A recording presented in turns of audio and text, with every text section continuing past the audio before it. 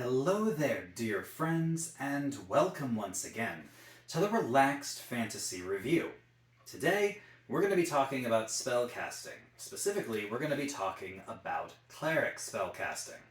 As we exit the second tier of play, we reach the top, we hit level 9, and level 9 is when you get 5th level spells. These are often considered to be the top tier spells of the lower levels, because now you're entering tier 3 play, and you get less spell slots of the 6th through 9th level spells. So this is really the peak of your repeatable, consumable spells, and the spells need to be powerful to match this.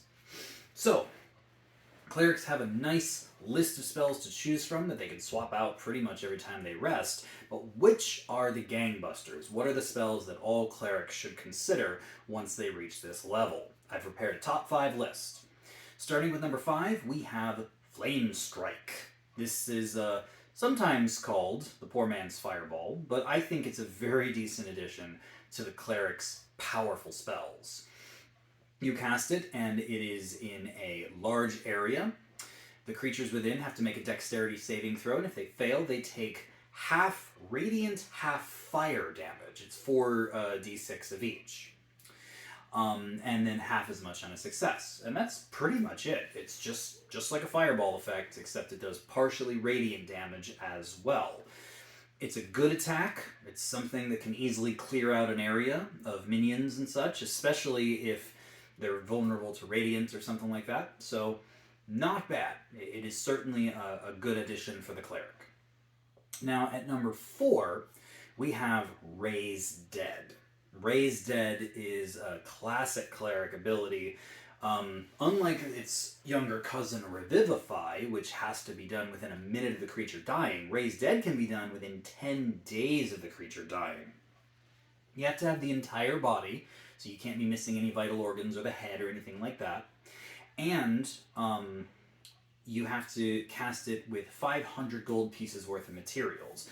And the casting time takes an hour, so this is not something you do quickly. But it can raise a creature back that's been dead for 10 days or less. Creature suffers from a resurrection sickness, where they get a -4 penalty to their rolls, their attacks, their ability checks, etc. And this penalty goes away 1 point for every long rest, so after a few days they'll be back to their full strength. This can absolutely, save a campaign from the brink of disaster if an important NPC or even a party member dies and Revivify didn't work or you weren't quick enough or whatever. This can absolutely save the day. So definitely one to pack for those emergencies.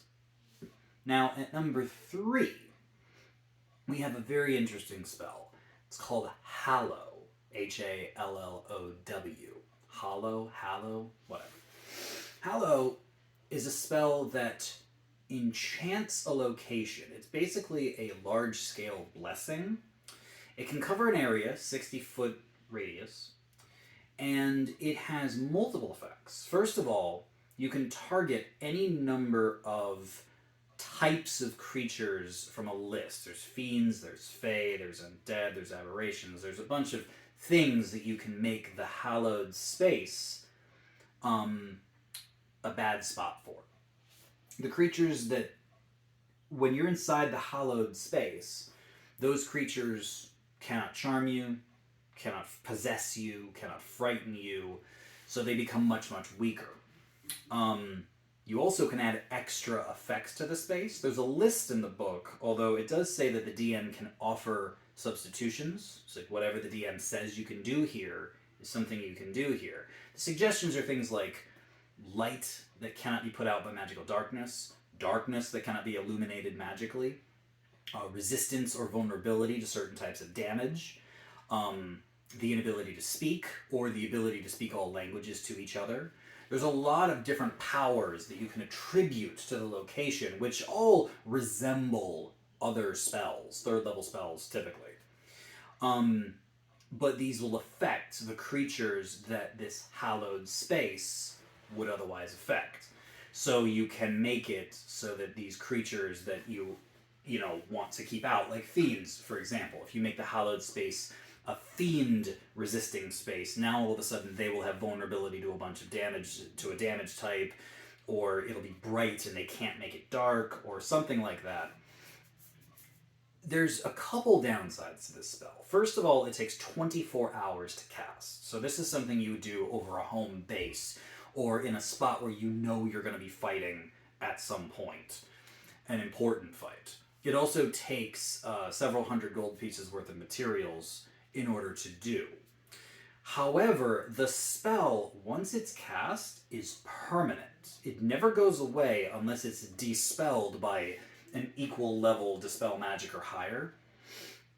And therefore, Hallow is something that is much more of a role-playing spell, but can absolutely be used to your advantage. If you have a home base or a battlefield you know you're going to be in, or a location where you're going to be summoning a creature that's really, really dangerous, or something along those lines, you spending the day to cast Hallow and set the stage can give you massive advantages against whatever enemy you're going to be facing in that location. And because of that, I give it the 3rd level spot. It also works perfectly for a cleric because that's exactly the kind of magic they're into. Blessing or cursing a location. It's really, really good stuff. Now, the number 2 spell on this list is Summon Celestial. We're going back to basics here because summoning spells are amazing. And this one comes out of Tasha's Cauldron of Everything. Summon Celestial, concentrate on it for an hour, and you summon an angelic defender. Technically, they come in 2 forms, Avenger or Defender. They all have flying speeds. They all have decent ACs. The Avenger has 16 and the Defender has 18 at the 5th level casting. They all have multi-attack. They can attack twice or 3 times if you cast it at 6th level. The Avenger has a bow, a long bow, which does a good amount of damage. The Defender has a mace, which not only does damage, but also grants temp HP every time the creature attacks. Like, literally, every time you attack with it, you can grant temp HP either to the Celestial or to someone else, which is kind of broken. And they also get a healing touch, where they can heal a creature for several points once per summoning. So all in all, it's a really powerful summon spell. It's not complicated. Like, you either choose the creature that will fly above and use a bow to rain down damage, or the creature that's got a better AC and a mace that can grant 10 hit points. They can heal in a pinch, and you control them without using actions. You just concentrate on the spell, and they will obey your commands. No action required by you, no bonus action, nothing. So, all in all, great summoning spell. Powerful creatures you can summon. Personally, I'd go for the flying bow-wielding angel, unless you really need some 10 hit points. But yeah, like, fantastic spell. Definitely top tier. The only one I'd say that's better than this is quite possibly the most essential spell for a cleric to take at this level, because this gets rid of almost all of those nasty things you gotta face when you're a high-level adventurer. Greater Restoration. Top pick for me for any cleric is Greater Restoration. It cures a lot of things, and a lot of bad things. First of all, and this is its most classic use, is that it gets rid of exhaustion levels. So if a creature's exhausted, you cast Greater Restoration on them and they lose the level of exhaustion. This is very handy for your Berserker Barbarians, or anyone who's been affected by Sickening Radiance, or someone who has just been, pushing hard. Like, you don't have to sleep if you've got someone who has Greater Restoration and you're willing to just keep burning your spell slots. One of the party members could just never sleep, in theory. This is something that enables that famous coffee lock. But it keeps going because it doesn't just do that. It also can remove charm or petrification effects, powerful debuffs.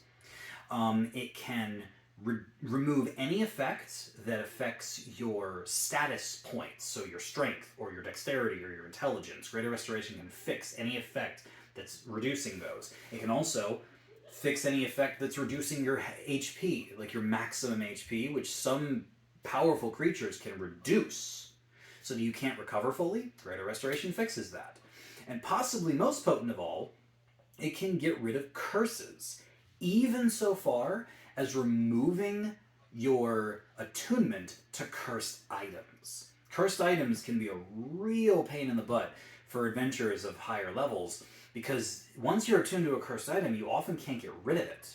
It's a curse that's just stuck with you, but Greater Restoration just says, nah man, just let it go, and it's gone. It still takes 100 gold pieces to cast Greater Restoration, so it's not free by any means, but the power that you have to get rid of exhaustion, to get rid of status ailments, to get rid of curses, this is absolutely essential, and I say every cleric should take this. Even when you're not primarily a healer, simply being able to get rid of exhaustion levels like that, broken, absolutely broken, the kind of thing that is well worth any adventure party taking. Greater Restoration, top tier pick. This has been the Relaxed Fantasy Review. If you enjoyed the video, please like and subscribe down below, and keep your eyes peeled for more spellcasting reviews coming down the line soon. Have a good one, my friends.